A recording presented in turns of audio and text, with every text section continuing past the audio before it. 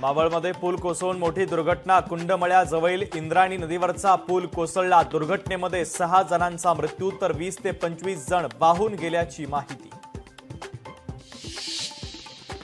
रश्मी ठाकरेंचा पडद्यामागून हस्तक्षेप होता। आदित्य ठाकरेंना मंत्रिपद दिलं, शिवसैनिकांना पटलं नाही, भरत गोगावलेंचा आरोप।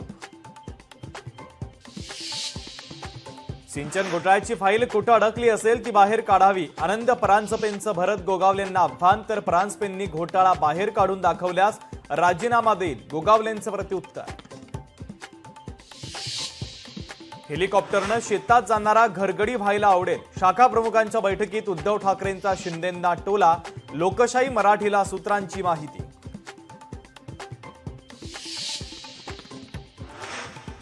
उद्धव ठाकरेंची सातत्यानं भेट होत नसल्यानं शाखा प्रमुखांनी व्यक्त केली नाराजी। तर यापुढे दर महिन्याला बैठक घेणार असल्याचं ठाकरेंकडून पदाधिकाऱ्यांना आश्वासन।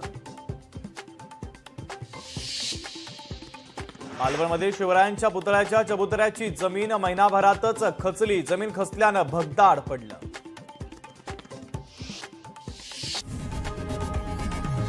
लोकशाही मराठी ऐका, पहा, जागरूक रहा।